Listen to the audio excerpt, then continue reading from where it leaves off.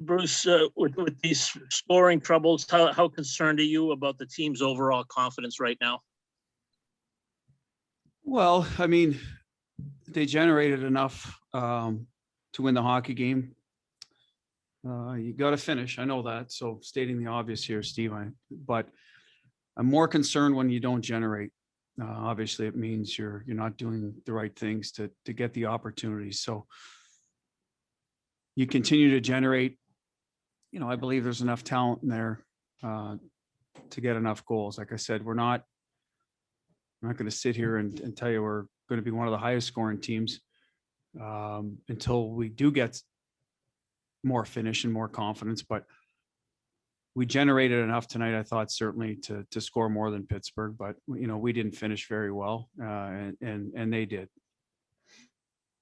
Thank you. Joe Haggerty. Hey, Butchie, how deflating is it for a team that is kind of struggling to score goals when you play a good period in the first, you have a lead, and then, towards the end of the period, Halak gives up a couple that maybe he'd have most of the time? Yeah, he wasn't good in the first period.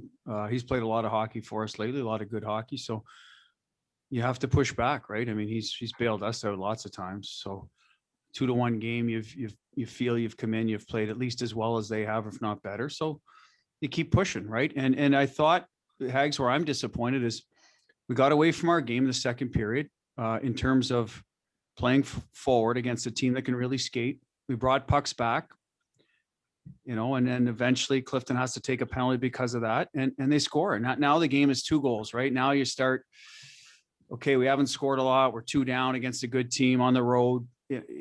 Some things go through your head until you find your game again. So, that was more of a deflating moment to me. And even their second goal, we had the puck, right in front of their bench and then their side of the red line. We brought it back.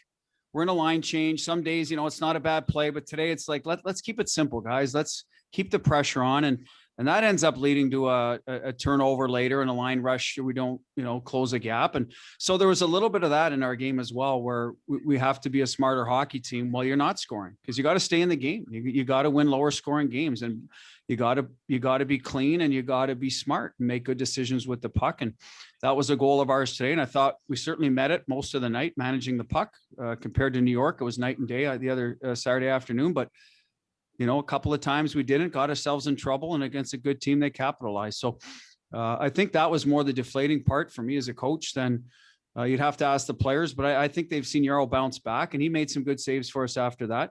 And we're only 1 down going into the second. So that shouldn't, honestly, you're on the wrong team or you're in the wrong sport if a couple goals, get you down in a 2-1 hockey game. That shouldn't be the case. And I don't believe it was.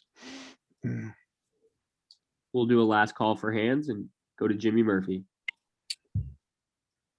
Hey, Coach, just to sort of follow up on what Hag said, and just, getting more chances, how much do you need to see the breakout improve right now? Did you feel it was good enough tonight, or do you still think there's work to do? Oh, there's work to do. And I mean, let's not kid ourselves. We're putting players in there that haven't had a lot of experience at this level doing it. So we're going to have to live with some of the hiccups. And again, going back to the answer was what we're trying to adjust in our breakout, walking through it from earlier this year. We had bigger bodies going back on pucks, teams playing behind us. So Miller, Carlo, Lozon, they're big guys. So they can protect it, absorb, get first touch, absorb the hit, bump it. And we were doing a good job with short bumps, sort of type of passes, maybe a couple of them to get going up the ice and then getting out. And it was working for us to start the year. We're giving up very little in terms of shots, and that usually means you're not in your end. But then those guys go out of the lineup and you change your dynamic of the team a little bit. And so now we're trying to stretch them out a little bit, trying to get going with either, a quick up, sort of indirect off the boards where our wingers are higher. So we're in and out of our end. And again, that to me is what happened on those plays. You look at the, sort of Camphor pulled it back, wanted to make a play to, Kretsch kind of fans on it. Now all of a sudden we're in our end and we're struggling, and we they regroup and counter and get a goal, and Grizz goes back with it, reverses to Clifton where maybe he could have went, you know what I mean? So that's kind of what got us in trouble tonight, getting away from, sort of how we game plan to get out of our end. And, you hope that tomorrow night that we learned from that and be better at it. That's, I guess, all you can do. So that's how that's how I'm analyzing it. And we have to support that group back there till they're a little more comfortable. Thanks, Coach. Last question, Kevin Paul Dupont. What's your thought on the three guys you put in tonight, Coleman, Camphor, DeBrusque, and how tonight's game factors into what roster changes you might make tomorrow? Well, DeBrusque was COVID. We were happy, obviously, with his last time. He suited up, played well for us. I'd have to look at it, but I thought he had more jump second effort. That's what we want. He had a chance, 3-1 shorty, something that's new to him. The PK a little more would have been nice, give us a lift. Goalie made the save. So that's a positive. Couple of plays around the net. I know he was willing to attack. So happy with Jake. We'll look at the details, the smaller things. Kuhlman, I thought, had some energy, tried to go to the net, something we've been asking him to do. So he usually brings that part of it, foot speed and some pace. Camphor, I thought, had some good moments. As I said, the one goal, I wish he had played a little faster and closed his gap, but the puck found him a lot. It means he's in the right spot. I guess, Kevin, what I told him is, he had a 2-on-1. He had an opportunity in the third, I thought, to shoot the puck in good spots.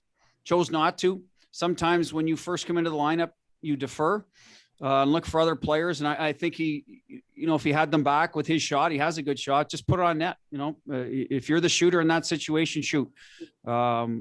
But again, I'd have to look at the breakdown, but I did know the puck was finding him. And when that happens, it probably means you've at least gone to good spots. And I'd just like to see his decision-making change where it's on the net a little more than opposed to looking for, something, cross ice or cross crease. And inclined for this same group tomorrow night, or make a couple of changes? No, we, back to back 4 games this week in 5.5 days. I mean, we have people to look at, or sorry, to available to look at, to put in.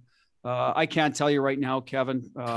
Usually those are decisions you watch the game, unless there's a definitive injury, which I've not been told of yet. And then you decide, what we're going to do. We're going to put Vlad or Swayman, and we'll discuss that probably tonight.